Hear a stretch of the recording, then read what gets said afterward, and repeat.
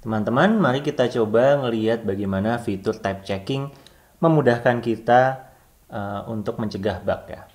Kita sekarang punya fungsi cek status dan di sini parameternya adalah status string dan di sini kelihatan bahwa statusnya itu bisa aktif dan inaktif dan outputnya sekedar ngasih tahu akun Anda aktif atau tidak aktif gitu ya. Nah, sekarang gimana cara pakai fungsi ini? Berarti misalnya kita manggil cek status, berarti di sini misalnya aktif gini ya. Oke. Saya tidak akan menjalankan program ini. Dibayangkan aja dulu. Kalau ini dijalankan, kira-kira hasilnya apa? Akun Anda aktif. Oke, benar. Kalau misalnya kita ganti jadi inaktif, maka hasilnya adalah akun Anda tidak aktif. Benar. Nah, cuman case-nya gimana nih? Kalau ternyata dia memasukkan misalnya gini. Boleh nggak? Harusnya nggak boleh ya. Kan case-nya cuma 2. Atau kita misalnya memasukkan gini. Boleh nggak? Harusnya nggak boleh. Tapi tidak ada yang membantu kita untuk bilang bahwa ini nggak boleh. Atau kalau misalnya kita typo kayak gini. Kira-kira hasilnya apa? Nah, kalau kita ngelihat dari hint ini, sebenarnya hasilnya ada undefined di sini. Oke.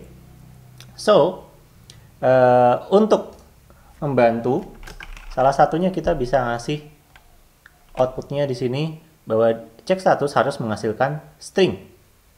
Nah, artinya apa? Ada case lain. Kalau misalnya anggap aja ini tidak dikenali, berarti kita buat hasilnya adalah tidak dikenal misalnya, atau error ya. Bolehlah, tidak dikenal. Oke. Maka kalau misalnya tidak dikenal maka dia error. Perhatikan kalau misalnya ini nggak ada maka dia akan error gitu ya. Dan ini errornya adalah dari IDE atau dari editor kita. Ini program ini belum dijalankan nih.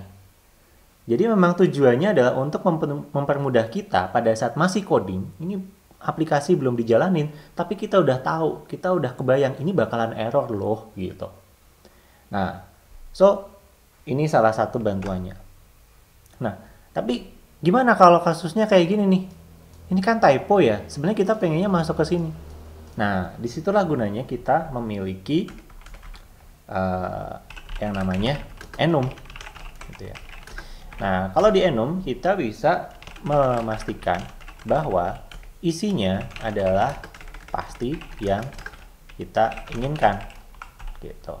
So kita bisa pakai ini di sini. Maka di sini, nah udah langsung kelihatan ini statusnya harus ada yang aktif sama yang inaktif. Oke. Nah, kalau udah seperti itu, maka perhatikan bahwa di sini yang return tidak dikenal ini juga dikasih hint lagi sama editor kita. Unreachable code detected. Karena apa? Karena di fungsi ini sekarang sudah bisa dipastikan bahwa status itu pasti dari account status dan isinya cuma 2. Artinya kedua case ini sudah memenuhi. Ini nggak penting lagi gitu ya. Karena dia udah lagi bukan string, tapi dia enum. Nah, jadi ini dihilangkan pun nggak apa-apa.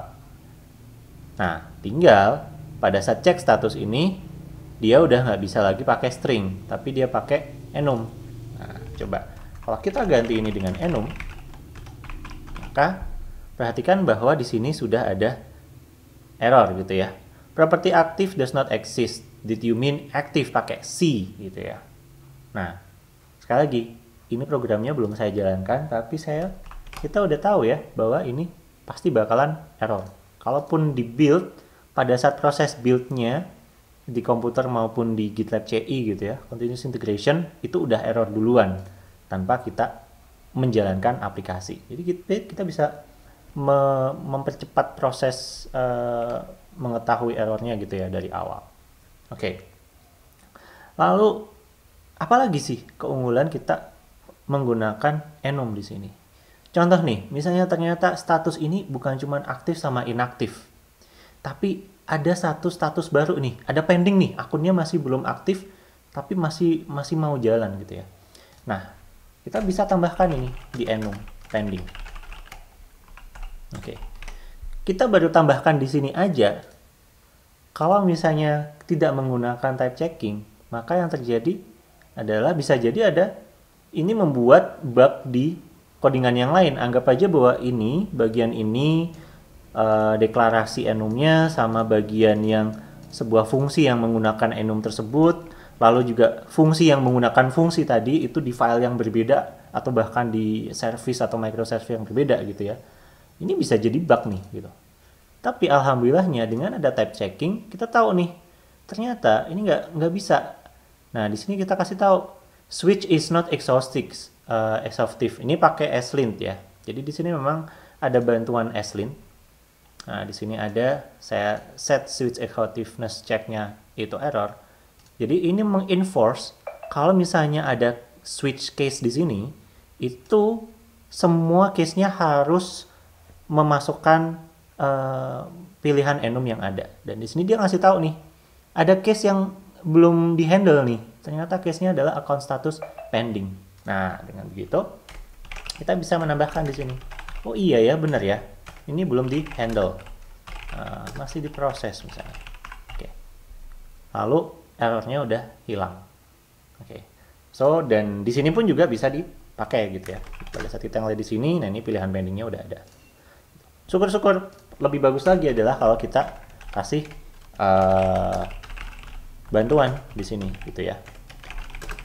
Jadi code-nya bukan hanya type checkingnya benar, tapi juga kita kasih bantuan bagi sesama developer sehingga pada saat kita tampilkan di sini itu ada gitu ya. Pada saat di sini kita kasih autocomplete-nya, jadi ketahuan juga di sini. Jadi memudahkan sesama developer untuk tahu ini coding itu kenapa. Dan tidak akan ada masalah misalnya kayak tadi typo kayak gini kan. Nah ini typonya langsung kelihatan. So itu adalah kegunaan kita memanfaatkan fitur type checking di editor maupun di bahasa pemrograman yang ada untuk kita bisa mendeteksi error sebelum error itu membuat masalah pada saat aplikasinya sudah running di staging atau di production. Semoga bermanfaat ya.